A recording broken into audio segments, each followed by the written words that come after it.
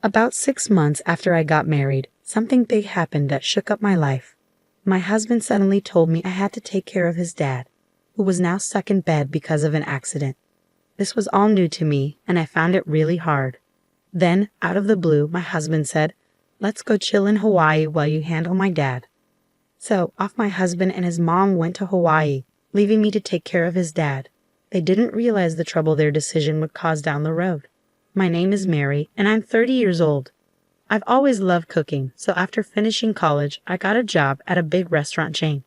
Now, I work in the planning department, coming up with new menu items.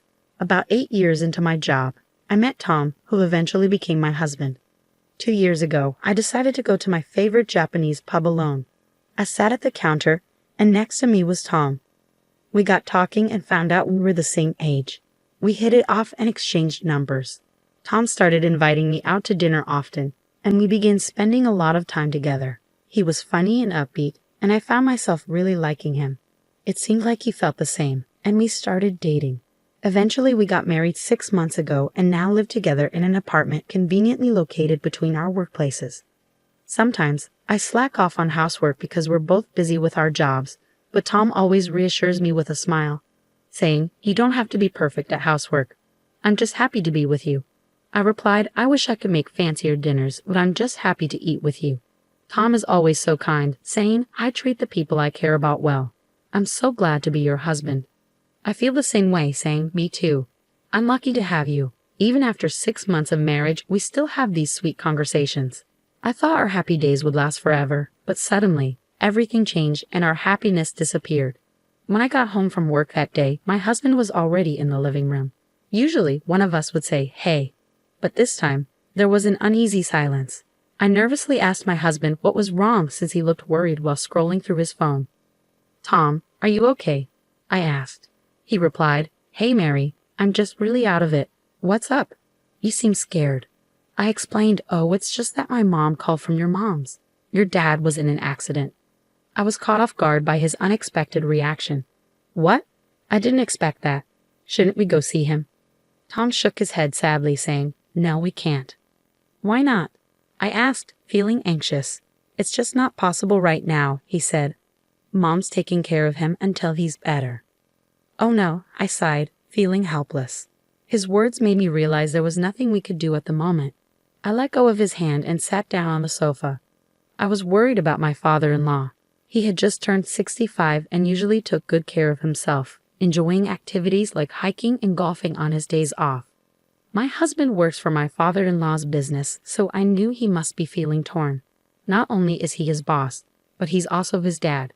It was hard to imagine him being his usual cheerful self that day when he was clearly upset. A week later, we finally got to visit my father-in-law in the hospital. When I walked into his room, he had a weak smile on his face. "How are you feeling, Dad?" I asked, concerned.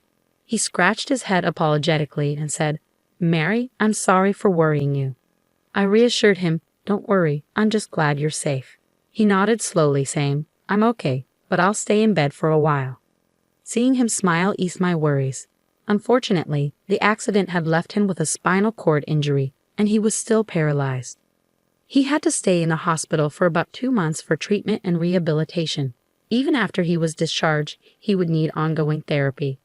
While he was away, Tom decided to step in as president of his father's company. It felt strange to have my husband as the boss, even if only temporarily. As I was watching Tom and his father talk, my mother-in-law pulled me aside and sarcastically said, "Hey Mary, are you sure you're not confused about something?"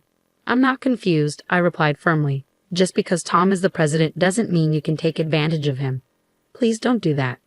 My mother-in-law shrugged and said, "I don't need to worry about that. I have a job and I'm well compensated." "Fine, but you knew Tom was the boss's son from the start." "What a nasty thing to say," I retorted, feeling frustrated. But it was all in her imagination. I didn't know Tom was the president's son until we had been dating for a while. Since the beginning of our marriage, my mother-in-law had been sarcastic toward me, and I didn't want to be misunderstood or disliked by her. So I spoke up. I didn't get with Tom for money. I was drawn to his personality. "What are you talking about? You act like you know everything about me," she shot back. "Well, you won't be able to fool me. I'll never accept you. Never." My father-in-law, sensing tension, asked, "What's going on?" "Nothing," my mother-in-law snapped, giving me a harsh look. Her words and behavior showed that she favored Tom. She probably thought I married him for money because we tied the knot after only a year of dating. Her treatment of me had been harsh from the moment we met at the wedding. I never expected her to be so mean. Even more troubling was that my husband adored her. A few days later, he said something that bothered me. "Mary, you know that my dad will be discharged from a hospital next month, right? We'll be going back to my parents' place then," Tom said. "Wait, why are you bringing this up now all of a sudden?" I asked, feeling caught off guard. "It's my mom's suggestion. It's a good opportunity for us to live together. She can't take care of my dad alone," Tom explained. "But it's not that simple to make such a big decision so quickly. We need to think this through together," I replied. "I'm grateful for your consideration, Mom." I was confused, but he was firm, saying, "Well, that's the decision. Just make sure you pack your stuff in time for the move." "But I won't be able to get to work easily if we move to your parents' place." "We struggled to find an apartment close to our jobs," I protested. "It's only 5 train stops away from my parents' place, isn't it? You're lucky you can even sit on the train in the mornings," he replied. It seemed like my husband and mother-in-law had already made up their minds about living together. Despite my attempts to discuss avoiding it, they ignored me. My husband became even more devoted to my mother-in-law, and his treatment towards me got harsher. He started lecturing me every single day. "How's the packing going? I won't be able to take time off work on moving day, so you'll have to take care of everything. You'll be in charge of all the household chores and looking after my mom. Don't let her suffer," he'd say. Even before the move, I felt mentally overwhelmed by his comments. With the company being busy, I was already juggling work and preparing for the move. I was completely drained, both physically and mentally. 2 months later, the move was done, and my father-in-law came home from the hospital. I barely had time to catch my breath, but I started a new job as my father-in-law's caregiver. I woke up at 4 a.m. to make breakfast and do laundry simultaneously. Then I hurried to my father-in-law's room to give him a morning massage and help him change clothes. I had to finish breakfast before my husband and mother-in-law, and once they were done, I assisted my father-in-law with his meals. Finally, after everyone had eaten, I could head to work. Despite all my efforts with caregiving and housework, my mother-in-law was never satisfied. She always seemed to find a way to delay me from going to work in the mornings. "Mary, can you spare a minute?" she'd say. I'd apologize. "I really have to leave right now." "What's the problem now?" "Are you complaining about breakfast?" My mother-in-law's words hit me like a ton of bricks. "I'll talk to you about it when I get back. Now I'm leaving. Don't argue with me. Just stay put," she commanded. I felt a headache coming on as my mother-in-law continued to yell. My heart started racing, and I felt dizzy.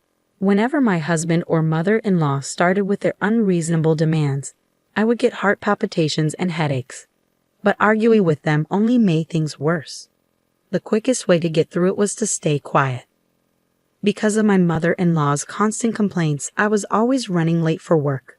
My coworkers started to notice, and they were worried because I had never been late before. 3 months had flown by since my father-in-law got out of the hospital, but I still felt like I was running on fumes. After a long day at work, I had to rush home and start cooking dinner, but even my efforts weren't enough to please my husband. "What's the matter, Mary? I come home tired, and you're serving fish? Are you serious?" he criticized. "I'm sorry. I had to step away to help my father-in-law, so I just made boiled fish," I explained.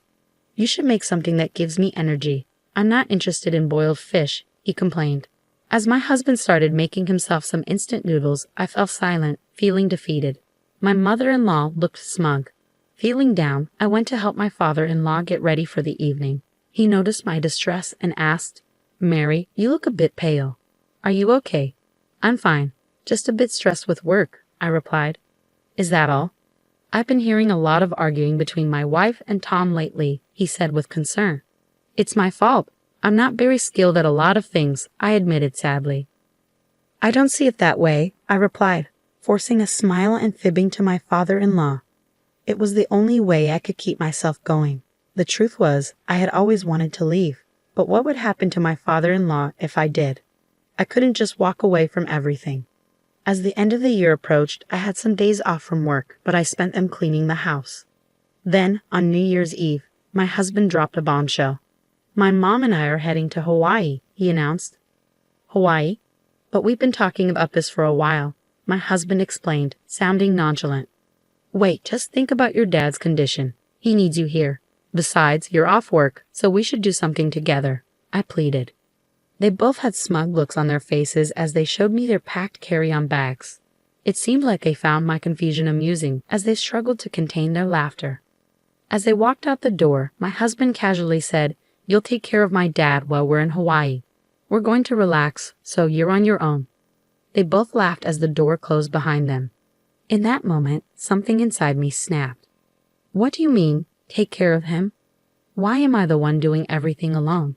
I can't handle being treated like this as a family member. I'm divorcing him when they get back," I thought, feeling a surge of anger. Despite my decision to divorce, I resolved to focus on caring for my father-in-law until they returned. I decided to stop doing anything around the house. The next day, I made breakfast for my father-in-law as usual and went to his room with a towel to help him freshen up. As I was doing so, my father-in-law smiled at me. "Mary, Happy New Year," he greeted me.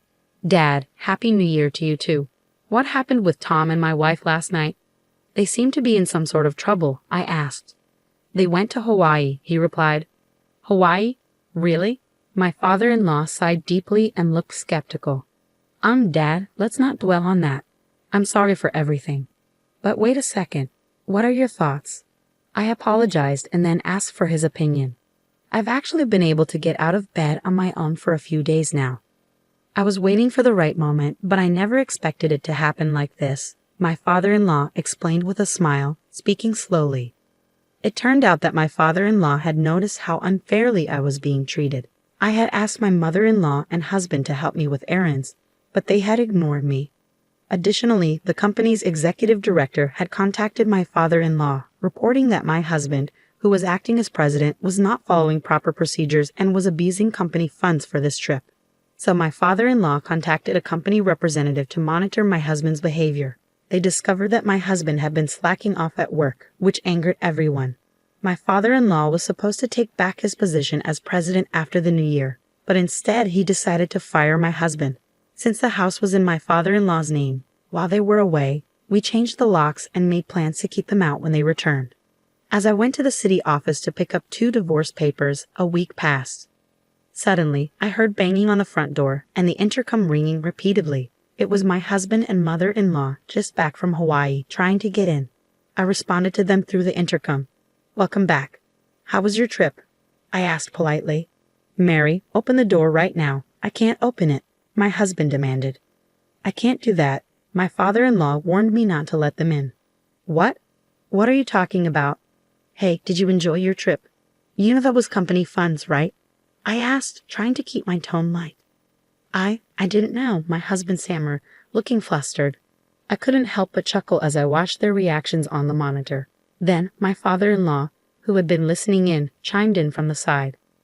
"So you really used company money, son? Why, you're not even supposed to be able to walk," my father-in-law said incredulously.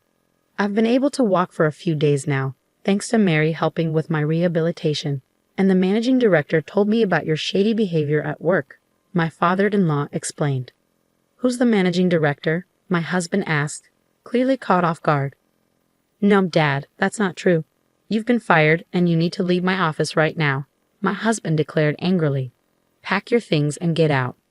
Through the monitor, my husband started to cry, pleading, "Mary, you won't leave me, will you?" He reached out to me. "What are you talking about? Do you have any idea how I've felt since you decided to move in with your parents without asking me? You, along with your mother, took advantage of me and forced me to take care of your father. Do you know how hard it's been for me?" I snapped back at him as he grabbed onto me. "Mary, calm down. I'm sorry. He apologized, tears streaming down his face. "Your apology means nothing to me. When you left on that trip, I realized it was pointless to continue this family with you. I'll be living on my own. I don't want someone like you," I told my husband firmly. He looked stunned as he backed away, and my mother-in-law rushed to support him. It was a heartbreaking scene between a mother and her son. Then my father-in-law stepped forward. holding the divorce papers I had received. He made them fill out the papers right then and there, and I escorted them out and locked the door. They pleaded with me to open the door, but my father-in-law remained silent. I haven't seen them since. Rumor has it that they're both unemployed and struggling to find a place to stay, sleeping in a comic book cafe and working odd jobs. It's a far cry from the life they were living before, but it's the consequence of their actions. After the divorce, my father-in-law told me, "I'll hire a housekeeper from now on, so you're free to go." I took him up on his offer and moved to a place near my work. Now I'm living a comfortable and fulfilling life. I'm incredibly grateful to my father-in-law for rescuing me, and I'm determined to repay him however I can.